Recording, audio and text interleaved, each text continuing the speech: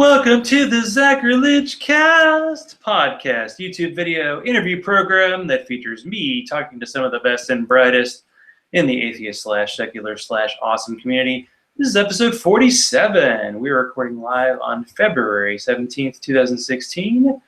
Thanks to Amber Geislinger for being on last week, actually 2 weeks ago. I know I took a week off, but I'll try to make up to you, I promise.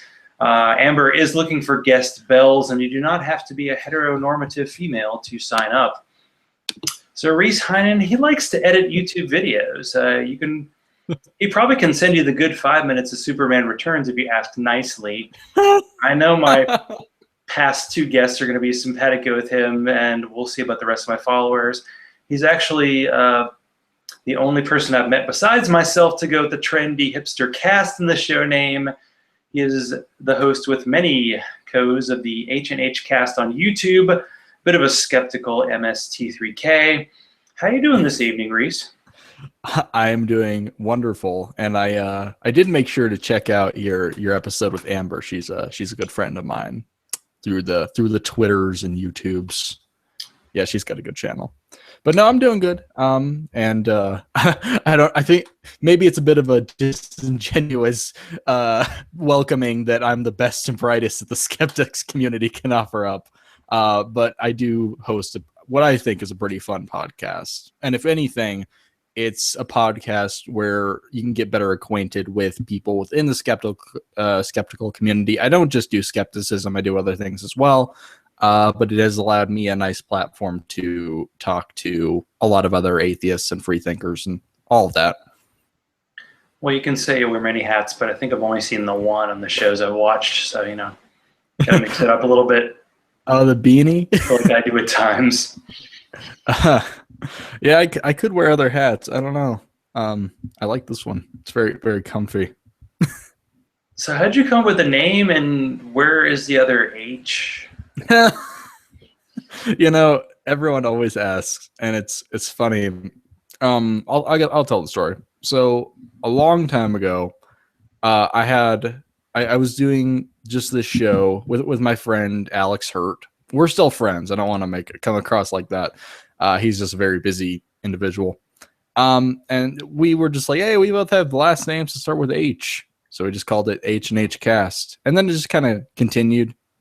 And I just didn't really come up with another name. It's weird because it started out as a movie review podcast. It was completely different. And it slowly started moving into other things. And I just like the name. And people have often accused me because the guest I have on often, it would seem, is Bard Celine on YouTube, someone I interview.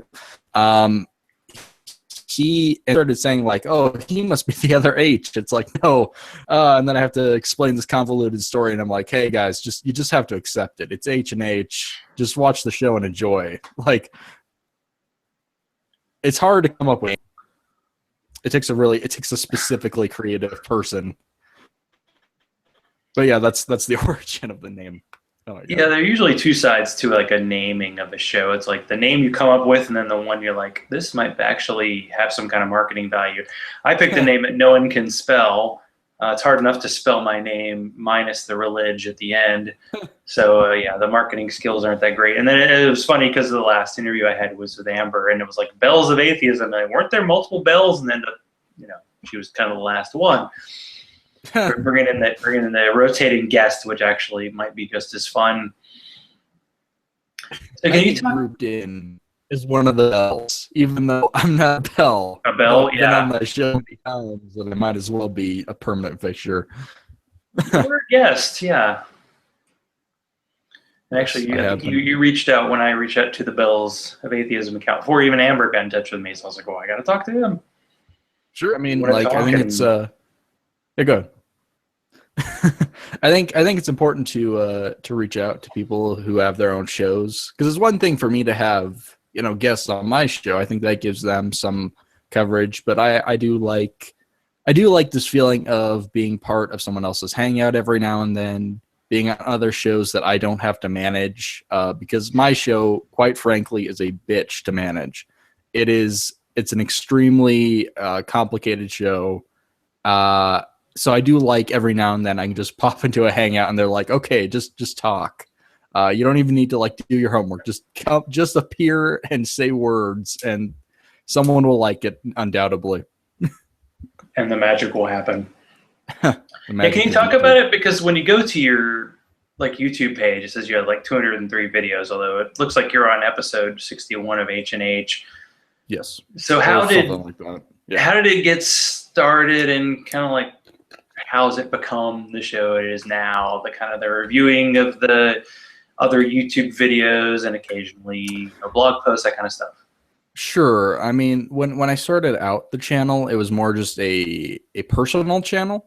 I did have the podcast going on, and I actually posted smaller clips from the show because I think that's a good way to get people into it, and those have proven to be pretty popular.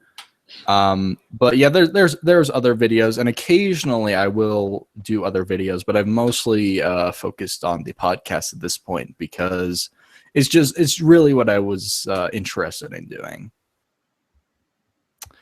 But yeah, there was at one point I was just like cranking out videos. I was kind of like because I've had YouTube channels before, but I was kind of getting reacquainted with the whole process.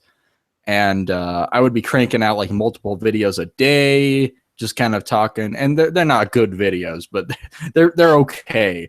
But you know, I would say that the channel has progressed and evolved a lot over the past couple months, and I'm getting to a place, especially when I can do like live shows of the podcast with a guest. By the way, people should check them out live because I do have some very exciting guests coming up in the future. We always have fun with the chat. I think that's the format I'm really enjoying doing this show. Yeah, I think it helps when it's kind of interactive, and then as you're going, people are kind of might help you go off in a new direction that you weren't even thinking about, or just throwing in random comments. You know, nothing wrong with that. We read the chat. It's fun. It's a lot of fun. Yeah, if you can get a good number of people to show up, it can be quite the party. But yeah, that's how my channel started off and what it's become. I mean, I feel like because I'm not just focusing 100% on YouTube, I probably had like 6 or 7 comments ever, but like even the last video, yeah, there's just a bunch of comments going back and forth. And it's like you get that kind of interaction with people and engagement. That's like, It makes it fun too, because you're like, oh, people are listening to me. That's good. And yeah, they're commenting what you're saying during and after the fact. So what was your like religious background like growing up? Well, I was raised Protestant, pretty fundamentalist and all that, in the heartland of America. So yeah, pretty standard for a lot of people. I would say though, when I was really young, I just kind of just bought into it. I wasn't a smart, skeptical child. I was just like, that must be true. And I would say that I got more seriously involved around my mid-teens, when they send you to Christian brainwashing camp to teach you pseudoscience, and then you find Jesus, and then you come back and you annoy all your friends and science teachers with it. So that's what happens. And I would say, I only became an atheist last year, so it's been a very interesting process to throw all of that off, kind of start over, reinvent yourself, and not even reinvent yourself, but find your true self who was hidden under all of that just toxicness that you'd been fed for years. And I find that a lot of people I've had on the show who have been formerly religious have had similar experiences. It's and I think that informs more why I do this than anything else, or at least try to get involved within a skeptics community, because I don't want people to go through what I went through. It wasn't enjoyable.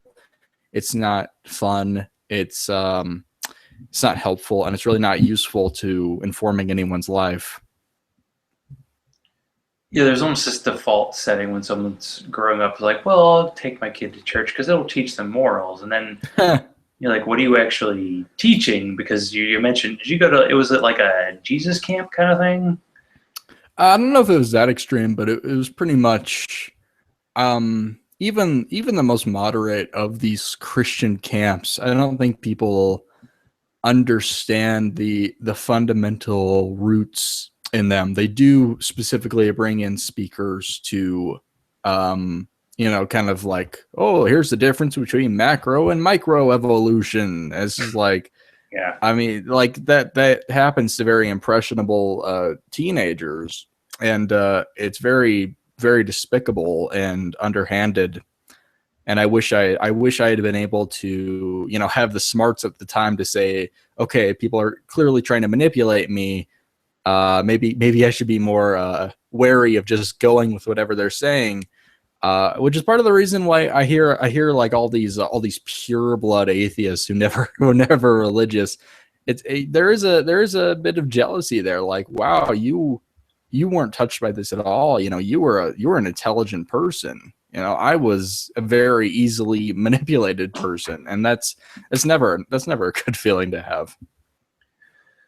Well, some of it's, luck of the draw. Like you come across someone who's Muslim and you're like, well, you were probably raised in a country where that was the majority and that was what you became. And you are Christian because your family was Christian and that's what they made you. I mean, my family didn't really raise me in any religious at all. It's odd that my parents kind of came back to the church because it was actually a controversy between my parents because they were two different kinds of Catholics, which was a big deal like in the 60s. Because my mom was like Russian Orthodox versus Western Orthodox. And hey, they just made up, so that's cool. But there is just not, I have a lot of empathy for people who grew up in that because I'm like, if I had grown up in that environment, I pretty much are a follower. I think I would have gone along with it. Sure. So would I have made my way out of it? I don't know, and I'll never know. Not to completely discount myself or any of the atheists who have been formerly religious. I mean, it's easy when everyone around you is telling you something's true, something is for sure the case. At a stage in your life when you're still growing and maturing, you're going to probably buy into it, and a lot of people do get stuck into it. And I find the deconversion stories very, very interesting because it's usually it's almost a religious experience in and of itself. It's a very personal kind of thing of being like, okay, now it's time to think for myself. And because if you're in the same kind of circles, you don't ever think, wait a second, other people think differently.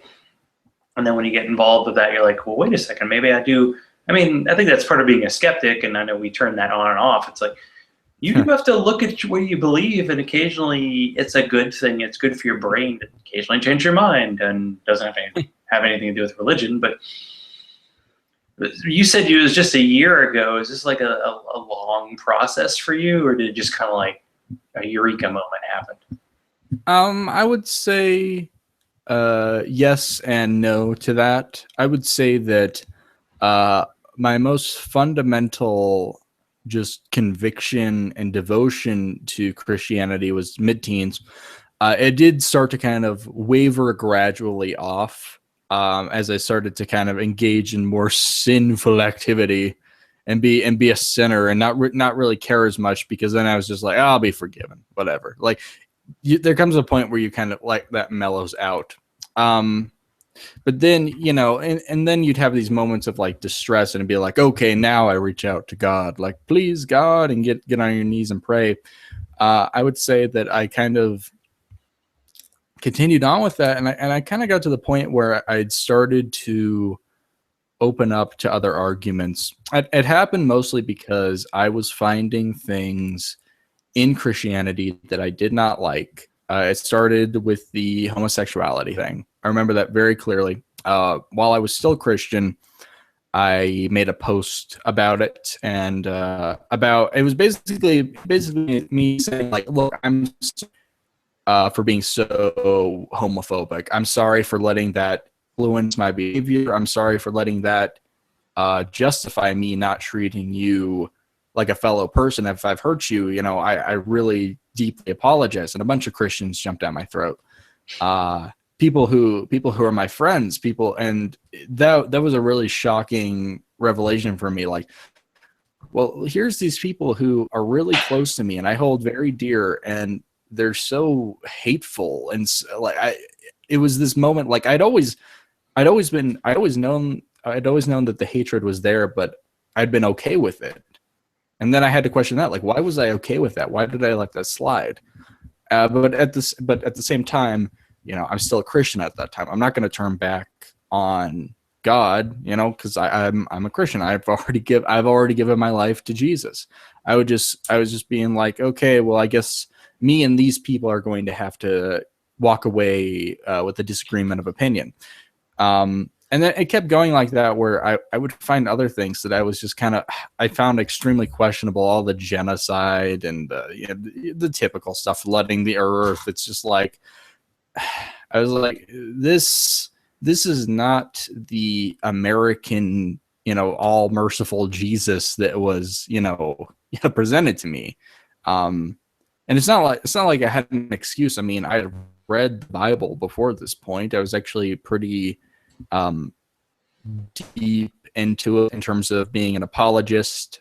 But it kind of just started falling. All the pieces started falling into place. That, like, okay, if one thing's wrong in this, how many other things are wrong? And I found quite a few things that were wrong, not just from a factual standpoint, but from a standpoint of things to do with me. Like, and I finally just came to the point where it's just like, this just doesn't make any. I've been, scammed into this. I feel like people painted a picture of Jesus that just wasn't even true.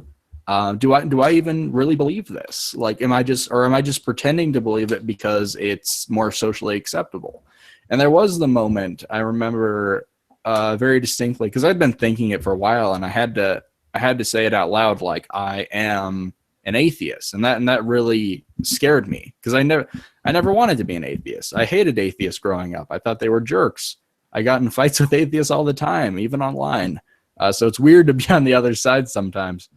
But I think it's an important moment of liberation in someone's life, to free themselves of just those mind shackles, to be like, okay, I was just kind of coasting by in life. Now I'm going to take the reins. Now it's me. I can't just, like the song says, let Jesus take the wheel. Don't let Jesus take the wheel. You push Jesus into the back seat and you take the wheel. Because if you let Jesus take the wheel, look what it does to people's lives. Look, where did life go? I just spent years of my life dedicated to something that was demonstrably not true, wasting my time, wasting other people's time with it, proselytizing, letting that inform my moral character. I think, you could say, like, I at the time would be like, oh, this makes me happy. My faith makes me happy because I feel forgiven. Yeah, it makes me feel forgiven for made up sins that are an inherent part of the faith. It basically gives you a sickness, and then, like, okay, here's the cure for that sickness. I think what's important is for people to realize there is no sickness, and there's nothing inherently wrong with just being a person who makes a mistake every now and then. But yeah, that's pretty much it. It's quite detailed, but yeah, that would be my deconversion story. Yeah, sin just always gets me. It's like, God created us perfect, but then it's our fault that we screwed up. But it's not the creator's fault that I don't know.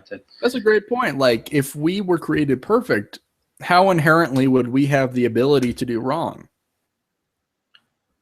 And the people that come and do that, like, evolution thing, we were created perfectly. I'm like, well, what was that appendix I had that had to be removed a few years ago? That was a perfect thing.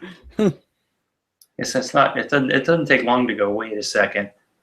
I mean, I have. I don't know if you ever do this, but there's a, like, super believer that I kind of follow on Twitter and go back and forth with, and we had this, like, talk about evolution, and he pulled the whole, if we came from monkeys, why are there still monkeys line? I'm like, I don't know if Oh, I'm really going to follow your God is awesome thing, because you obviously don't even understand the argument you're making against. So I actually like sent him an article from like PBS. It was like, monkeys and humans have a similar ancestor. And I'm like, how about you read this and at least have a better argument? And then that was it. That was the end of that discussion. But I'm sure we'll be back. I think that kind of dovetails into something, if you don't mind me bringing up, but something I've seen within the community and especially with formerly religious co-hosts I've had on, should we be nice? We inherently would have a better understanding than someone who's never been religious. I find it very hard to sympathize even with that, because I barely identify with my former theistic self. It's hard to put myself back in those shoes, trying to be a rational, skeptical person. Now, I do have a lot of pity for people who are in these religions, but it is hard. Even I have a hard time necessarily being like, okay, I'm going to walk you through the simplest things and explain this to you like you're a child. It's frustrating. It is utterly frustrating. I am not, I'd like to say I have some patience. I don't have patience for that. I just don't. They don't want to learn is the thing. Like, it's not that they understand, they don't want to understand, because it will shatter everything that they hold dear. Sorry, go ahead. No, I mean that's a good point. There was a Twitter account. It's called End of Atheism. It was basically like an Islamic apologist site. And just every time the guy would be like, read my article about how without God, you have no morals and you're going to just do whatever and you become God. I'm like, I definitely do not think of myself as a God. And why would I? And it's a God. Well, it's a thing. It's like, how can you relate? Because if you have this idea of this God that you have to worship who might do bad things to you, how do you do the Raiders of the Lost Ark scene where the guy grabs the idol, but he has to put something of an equal weight there? You assume that the atheists have to have this equal weight as the same thing as this God. And I'm like, I don't have that, because in part I didn't have that before, but it doesn't work like that. Like, I don't replace this God I have to worship or else he's going to do something bad to me with me or Richard Dawkins. There's a bad example, but a person who's obviously fallible. So no, that doesn't work. So then it's hard to relate to someone when you have that, just like you have this big gap, but you try and you don't know what was behind the account anyway. Basically, you being a god is you thinking for yourself and making your own decisions without consulting a higher power. Like, that's what they consider. Like, now you're your own god. Obligations for a god are weak and lame, and that's probably why we don't worship your god, because your god sucks. Generally speaking, I mean, I think I had the whole Twilight theory of the holy books, like the Torah was like the original vampire story, and then the New Testament is Twilight, and then Islam is 50 Shades of Grey, and it's just like gets worse and worse. And it's just like those books, no one actually read them, but they sold a bunch of copies, and the people who read them have to memorize them, yet they don't actually know what's in there. And that's a point. That's a point as well, because they'll always be like, the Bible, the most sold book in human history. It's like, you mean probably not most sold, most like just handed out to like native tribes or like put in hotel rooms. Yeah, it's in hotel rooms. Who's buying Bibles in bulk? I don't know why you would have to, because I have an app on my phone. I had a coworker. I saw they had a Bible app, but I have the Skeptics Annotated Bible app on my phone. So anytime I want to read, which I don't, I can. And I feel like, you've been through the spiel. I'd say 20% of all atheist shows do a little Bible study segment, so you can read the Bible through them, right? Because they're covering it for you. They read it. You don't even necessarily need to read it. The stories are part of American mythology. We're so saturated in them at all times. We pretty much we'll pretty much find examples of the tropes in biblical stories represented across all media at some point. It's just going to happen because it's so ingrained in the mindset of people in this country. It is the stories that people know, ones they don't. Yeah, I guess we're not going to see too many like reenactments of the book of Esther on the big screen, but something else. Well, I work at a big corporation, and they have like a section in there where they have like kind of business books that are supposed to be like read in your own time, and one was like Queen Esther and her advice that would go for businesses, and I was like, didn't you basically give a guy a blowjob or something? I don't know. I don't know the story that well. Truly a business model that we should be aspiring for. A girl who was selected to be the wife of a king based solely on her, and yeah, that's wonderful stuff to teach people in corporations. Yeah, exactly. So on your show, I mean, of course, I haven't captured the whole back catalog. There's some too much cliffhangers. You do what a lot of skeptic type show do. I mean, you read stories, review videos, and critique, but you kind of go for a little bit of a wider net because you're talking about people on the skeptical side and the religious side. So how do you decide, like, what do you want to talk about each week? It's a bit of a hodgepodge, and I've always liked the idea of the show being diverse and varied, not only in terms of guests, in terms of shows, in terms of content, but I'd say that the purveying theme is we cover a lot of just ignorance and stupidity in general. That seems to be the thing. In terms of like deciding what will happen, sometimes there'll be like news stuff. So if it's like relevant to that week, of course we'd cover it that week.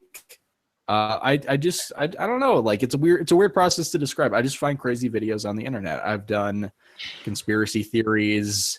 I've done social justice stuff. I've done the religious stuff, of course. I've done, I don't even know. It's just all manner of just lunacy.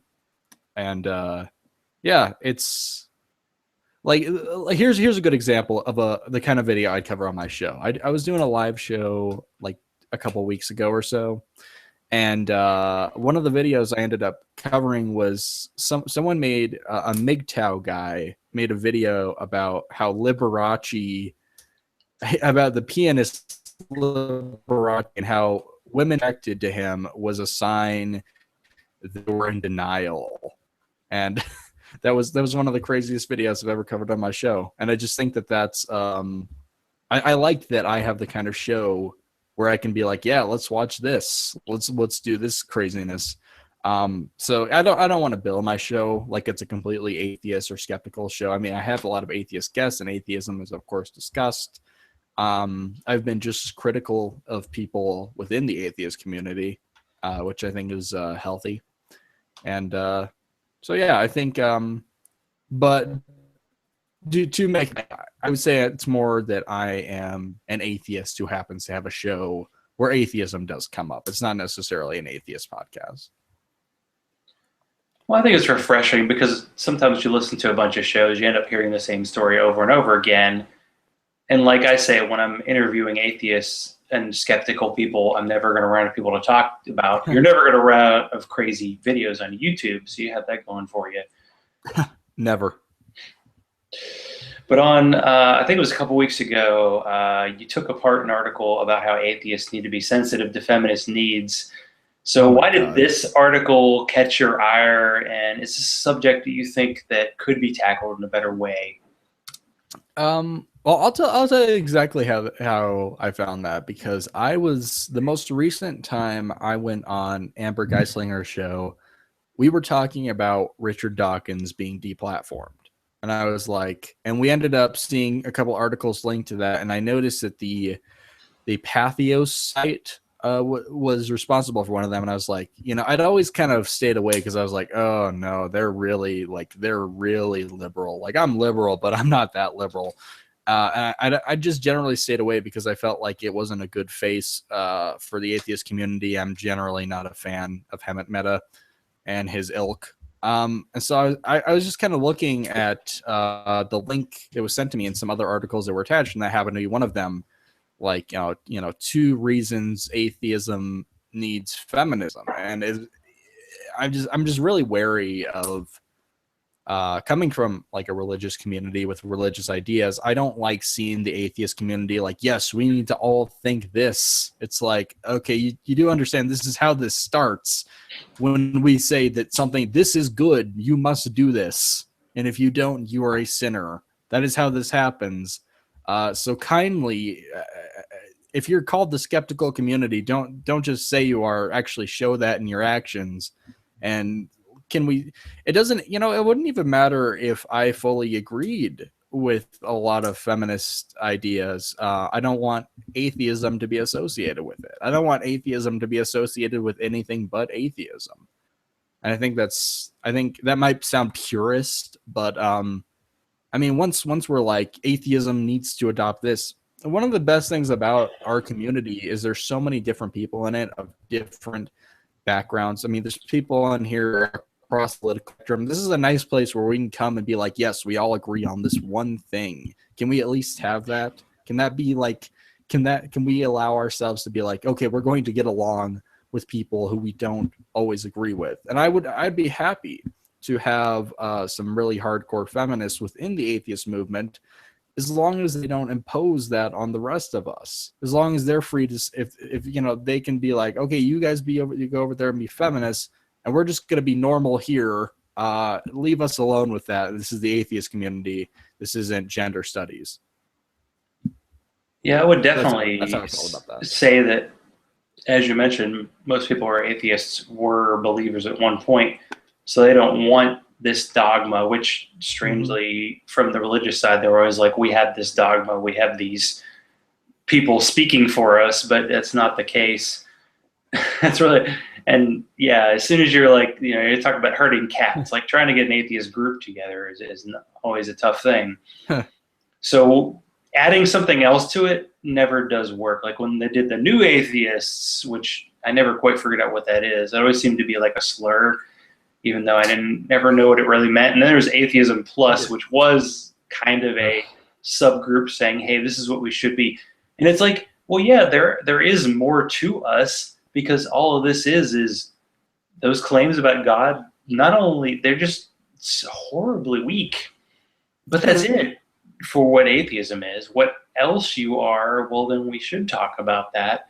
And maybe we can agree on some of it, but like you said, maybe we should start with a narrow platform and try not to make it so wide, because it's going to get wobbly really quick if that happens. Sure. I feel like I generally qualify as a new atheist. It is a slur. No one in the movement, in quotes, wanted to be called new atheists. We're really just atheists. I think it's more just atheists who are willing to criticize religion, because there were atheists beforehand that were just like, I happen to not believe in religion. And now there are atheists who are very actively saying, not only do I not believe in religion, I think religion is wrong factually and morally, and I will challenge a society that accepts it.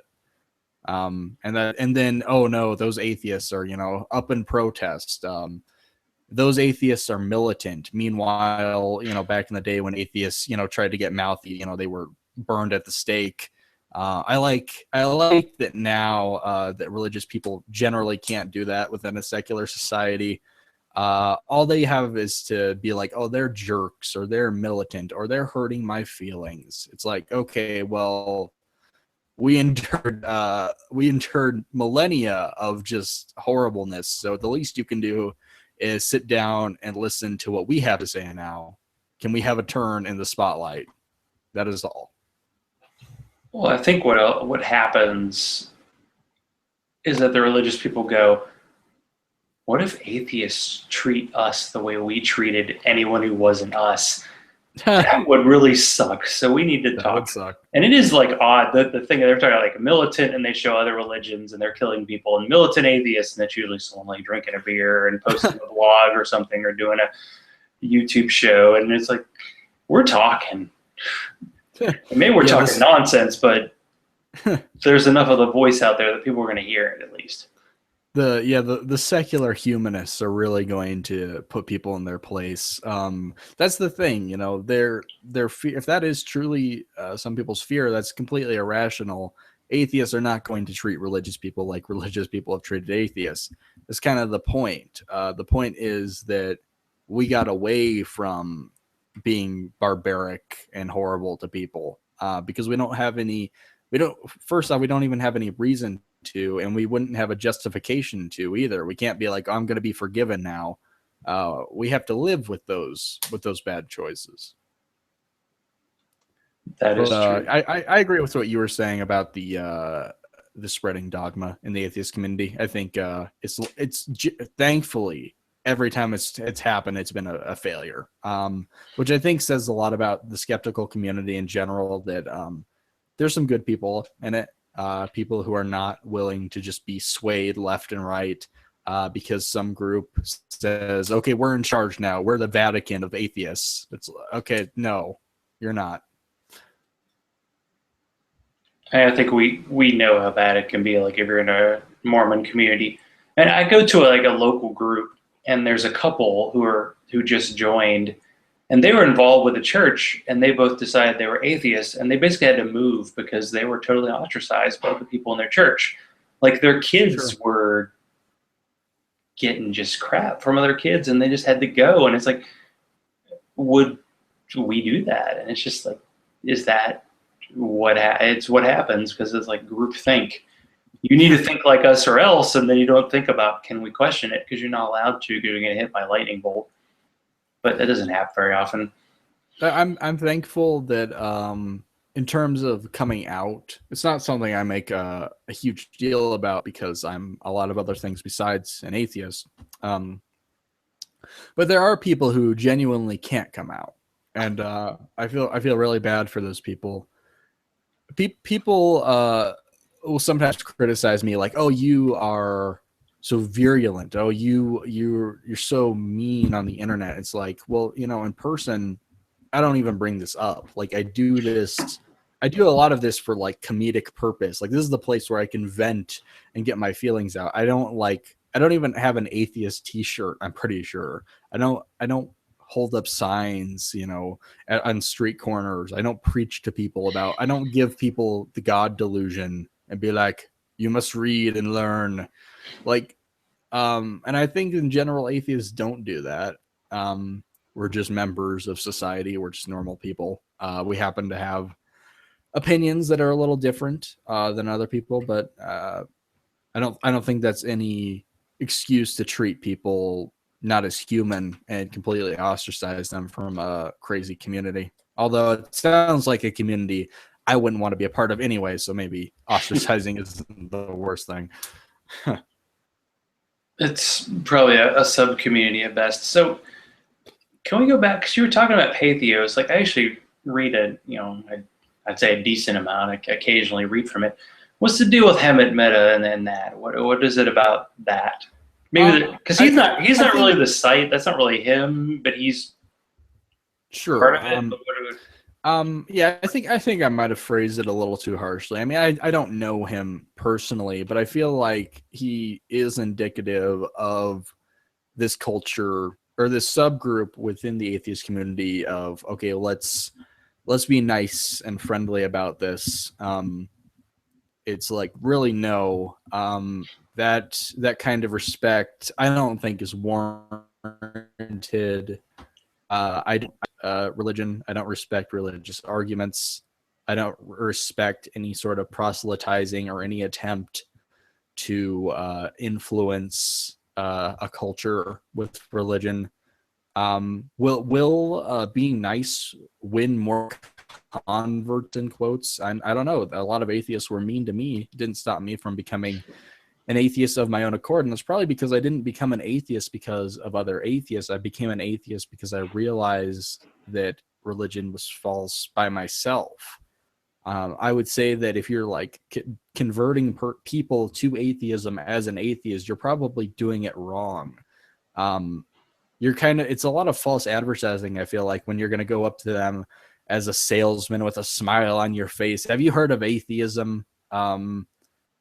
That's not, I just don't think that that's the community that we're supposed to be. I feel like you're trying to sugarcoat everything, and we shouldn't sugarcoat this. It's a really harsh opinion that all atheists share, that your religious beliefs are not true. And you have wasted your time by believing them, and they're ridiculous, and kindly stop believing in them. Because, and basically, I'll finish with this point. When we're overly nice, not that we should be assholes completely, but when we're overly nice, we kind of make it seem like religion is acceptable. Like, oh no, you can be religious. I just don't like the extremists. I don't like the fundamental. No, I don't like your religion. It wasn't Christian extremism that hurt me. It was Christianity. It was inherently the idea of being religious and believing in ridiculous fairy tales that hurt me and hurt a lot of other people. So that is what we should be attacking. But yeah, I don't know. That probably made sense to someone. But not to completely shit on him and Meta. He's whatever. Maybe it's just a term friendly. I don't know. I did like. It seemed like there was a time when I was listening to his podcast regularly, and then the videos he did, and I just kind of stopped because I don't know. There has to be something about an individual personality that keeps me coming back, and it's like, all right.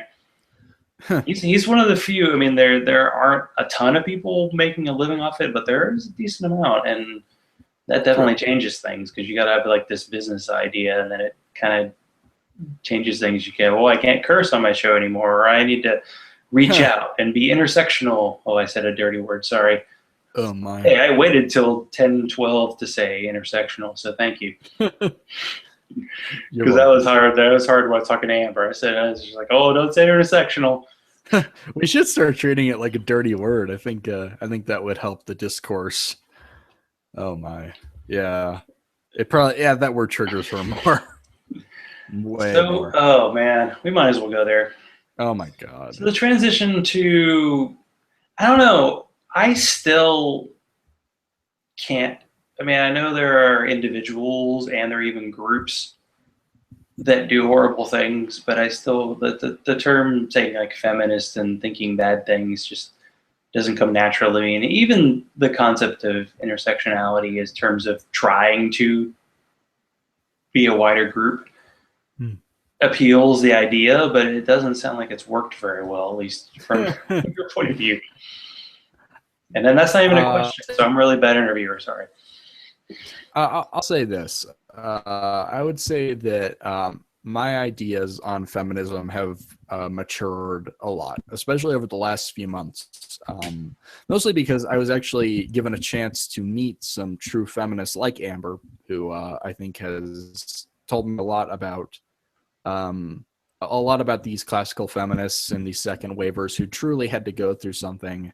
And I think that that's really inspiring. And it's made me not want to completely generalize and be like, oh, all feminists are bad and all feminists think this, because that's just not true. And I've also found that having conversations with feminists and being open and saying like not instantly just yelling at them, saying like, why do you believe this? Because a lot of it genuinely confuses me why they would believe such ridiculousness. What would drive someone to fabricate a narrative around themselves? And you can generally uncover some really interesting reasons and causes to have warped their views. I would say that, but in general, I would say that most feminists I've met on the internet are not nice people. I've said some not very nice things. And I'm not even really the most mean person when it comes to it. I find myself just more questioning the ideas than anything else. I would say that, yeah, the intersectional movement has been largely a failure. I talked about this when I was on Amber's show, and it kind of leads into a larger story. We were doing a show on the Cologne rape sprees, and horrible event. And what I really then and there discovered the true danger of an intersectional feminist movement, because you get something that is called the progressive stack. So to illustrate this, you have perpetrators in Cologne from the Middle East and from North Africa. These are people of darker skin, people who are Muslim. And so now we have a feminist movement that is defending perpetrators over victims, because the victims were white German women and the perpetrators were dark-skinned Muslims. It's at that point when the feminist movement actively becomes anti-woman, anti-victim, I have a hard time subscribing to it. I have a hard time trusting that it's even concerned with women's rights.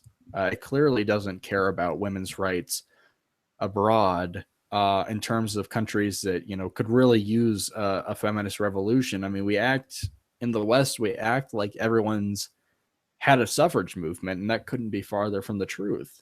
There are real issues that feminism could be tackling, and yet they take up their time bitching about Richard Dawkins on Twitter.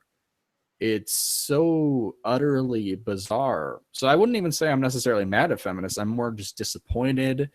I'm more confused by their methods. I will say that on the side of all that, putting aside all the intersectional third wave stuff, and if I were to define feminism strictly by someone like Amber, like second wave feminism, I still have said in videos I've made that I would not choose to identify as a feminist. I think, even though I do fit the label, I think the label's true. But if you look at a lot of labels, I would be both a feminist and a humanist and a men's rights activist. I would be a gay rights activist. I would be an activist of anyone. So I just generally call myself an egalitarian. I believe that people are equal, no matter sexual orientation, gender identity, skin color, background. It doesn't matter to me. So I made the choice to put it all in one thing. I am perfectly okay with people identifying.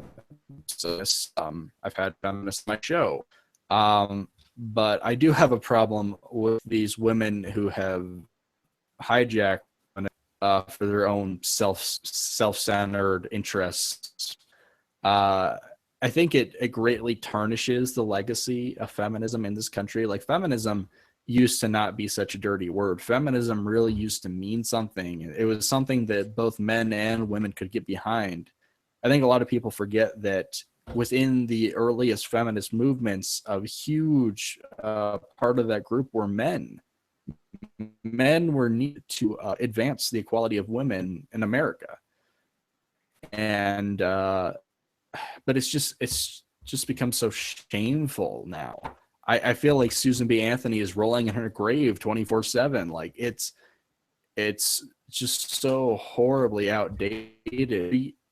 2016, like it's 1956 half the time. I don't understand why they haven't progressed with the time, why they haven't changed some terms, why they haven't realized that a lot of these things that they perpetuate as, oh, these are normalized attitudes, haven't been seen in this country for generations. I just find them to be largely useless to any kind of conversation about equality between humans. Not a very skeptical community, not very helpful on that front. I mean, they'll be against Christianity when it says, oh, men obey or wives obey your husband. But beyond that, they'll be like, oh, you can have your faith, your faith, that's fine. Not understanding that the sexism is an inherent part of the faith. And it's extremely foolish to be like, okay, you can have your faith except for this one part that is sacred and divine. It's like that. Well, that doesn't work. I don't know. It's a community that's just really poisonous to operate in. And I do try to get along with them as much as I can, but I do so with the understanding that if you say one wrong thing, one, off-key thing, you're going to get jumped. You feel like you have to walk on eggshells, and this is it's first off not even a fun community to be a part of. It's not a community that's going to accomplish anything. It's basically just a community for people to feel bad about themselves, and I am kind of over that. I am, and if people can't accept that, well, then that's on them. But sorry, I've been rambling. Well, I was wondering if that side of feminism really represents mainstream feminism, or is it like the evangelical Christians who make way more noise than their percentage of the population deserves, and it gets more attention? I mean, extreme opinions obviously get more attention. So, well, I'll say this. It depends on how you define mainstream. Like, the crazy evangelicals. And I think it has a lot more to do with the principles. Like, and that's why I define people. Like, I don't hate Christianity because some Christians are assholes. I hate Christianity because the ideas of Christianity are inherently just horrible and wrong and backwards. You might find one pro-gay rights, but that guy, to me, isn't really even following Christianity. That guy is going off on his own little path. He's made his own little religion. It happens to have Jesus in it, but he's really not taking it all that seriously. And it's hard for me to get in the moderate mindset because of that, because of coming from such a fundamentalist background.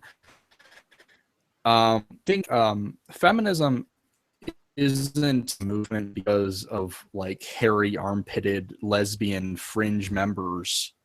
Feminism is a bad movement because of I would say largely because of the feminist theory, which is largely accepted by professors at universities and taught in sociology classes, that perpetuates this victimhood narrative that women are weak and oppressed and need to be uplifted in society. In fact, it's ironic how misogynistic that is. And I would say that's an even bigger reason I find myself opposed to feminism. I've known so many strong women throughout my life who have molded me and who I've truly cherished.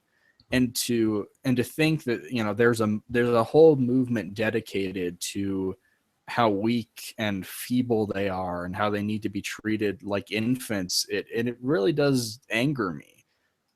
It's just not true. Women at large are not as weak as feminism would have you think. is that kind of like the tyranny of diminished expectations, where someone like C.J. Werleman basically says, well, Islamic people are acting this way because they can't handle the Western imperialism. I probably shouldn't have gone down the Werleman rabbit hole. Oh my God. It's too late for that. It's true, because that tells you a lot about what C.J. Werleman thinks about Muslims. And it tells you a lot about what feminists think about women. Oh, they can't handle it. Oh, these Muslim radicals, or these Muslims will become radicalized if you draw their prophet. Well, if all it took was for me to draw their prophet for them to be radicalized, how sane were they? How moderate were they truly? I think they were always crazy and they were just hiding it. And now they're like, okay, I'm full on crazy. It says a lot, it's almost xenophobic in and of itself to be like, they can't control themselves. They're Muslims. That's ridiculous. I have an expectation across the board for all people to behave certain ways. I don't give exemptions to people because, they've been so oppressed. It's like, no. Once we start classifying people in groups and then treating them differently based on those groups, we failed. We've seen that every time that has happened throughout human history, it has ended in colossal failure. So to think that it's going to work right for us this one time is just madness. Yeah, it does lead to the othering, which is so easy to do. And then when you do, you basically are treating, and it's also like being a sports fan. Well, this guy's a Ravens fan, so he's a lesser human being because of that. And you're like, oh no, let's not go there. That does happen.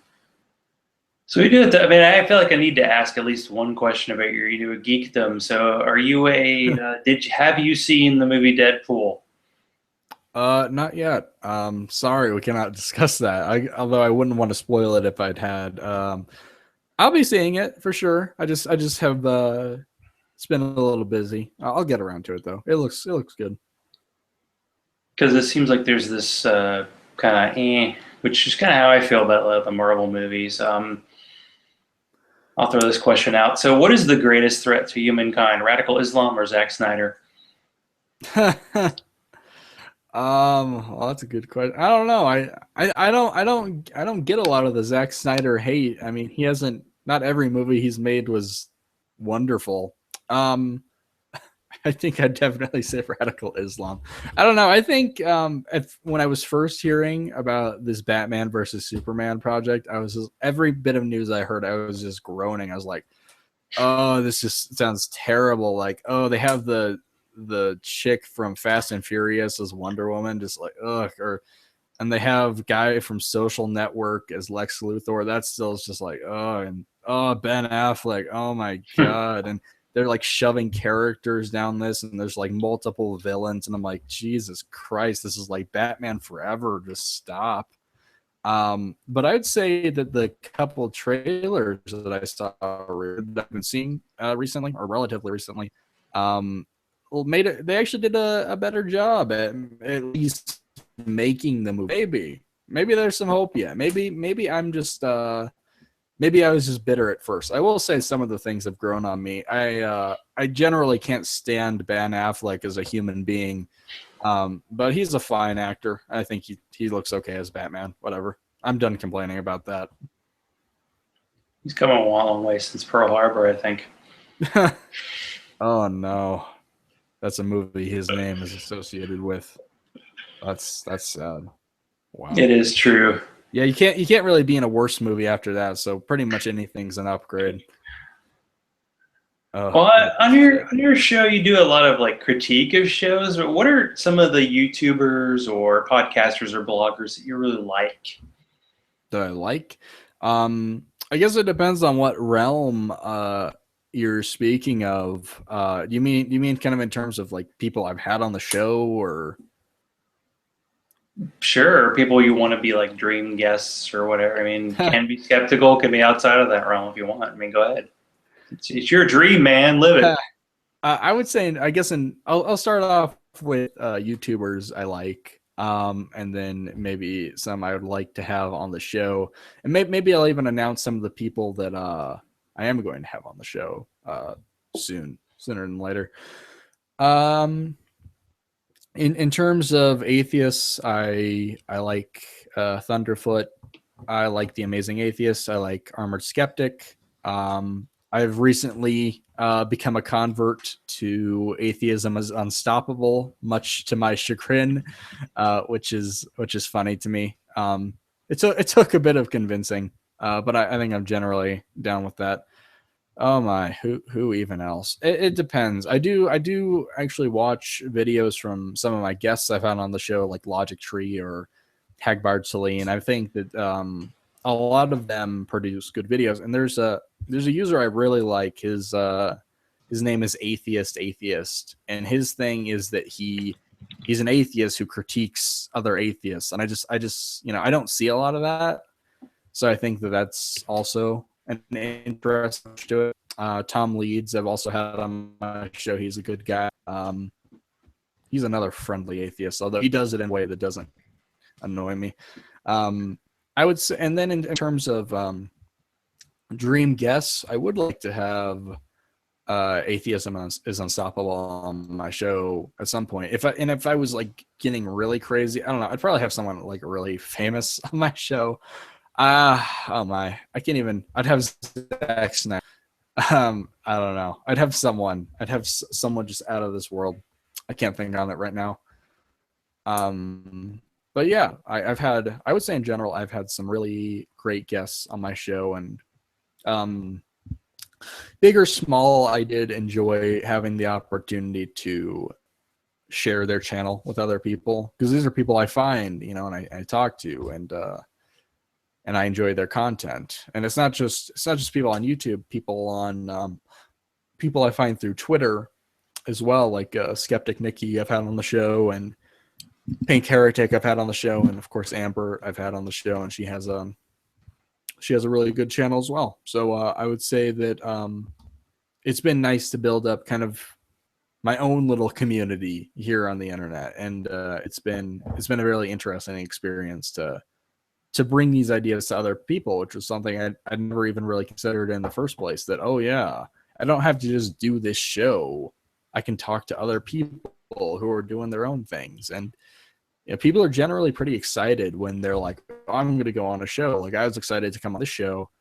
It's one thing to do a show. It's an entire another thing to be like, oh, I was asked to appear on someone else's show. That kind of, I don't know, it gives you this feeling of importance, made it like people want me on their show.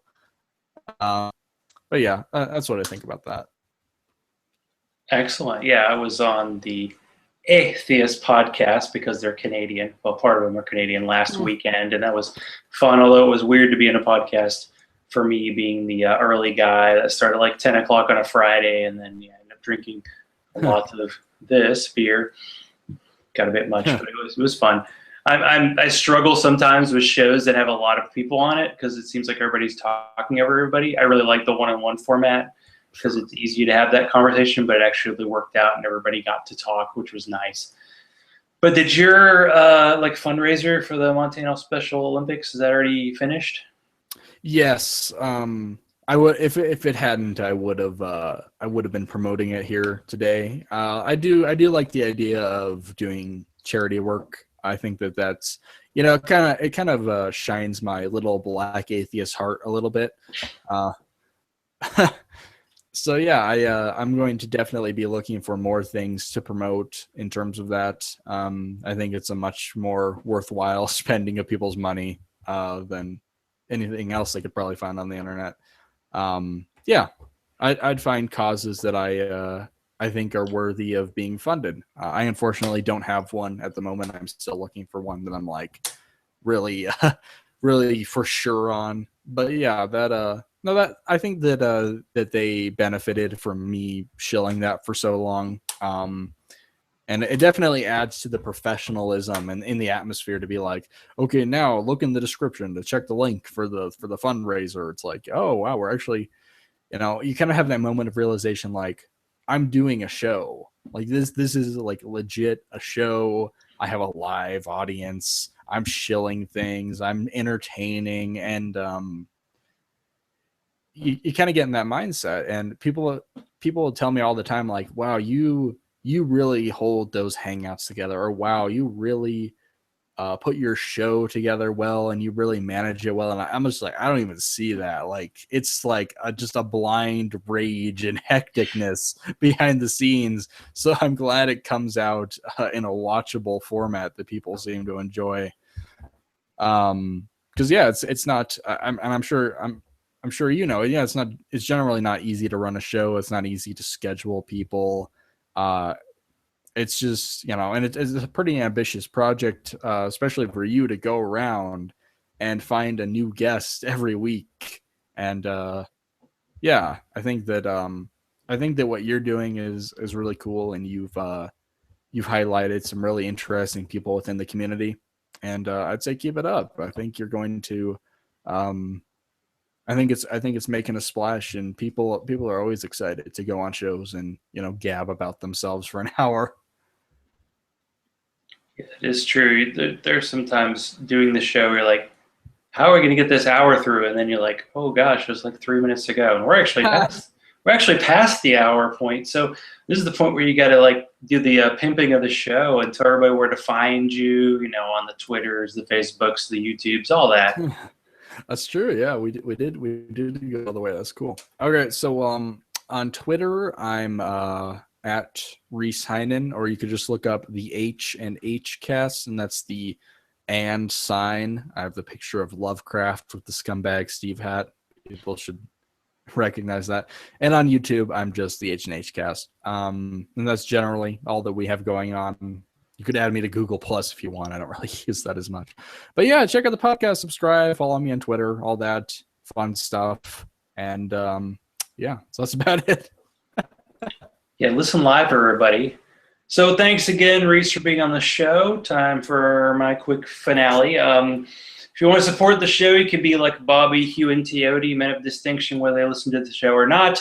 Go to patreon.com/Zachrilege to support. You can follow me on Twitter, Zachrilege, Zachrilege, and I said that after 2 beers. You can like my Zachrilege Cast page on Facebook. Send all hate mail to zachrilege.cast@gmail.com. Once again, thanks, Reece, for being on tonight. I would say to everybody, stay safe, and if you need to chat, I'm available. If you're an atheist and feel alone, you are not alone. Please reach out. Let's chat and get that human connectiveness that keeps people coming back every Sunday.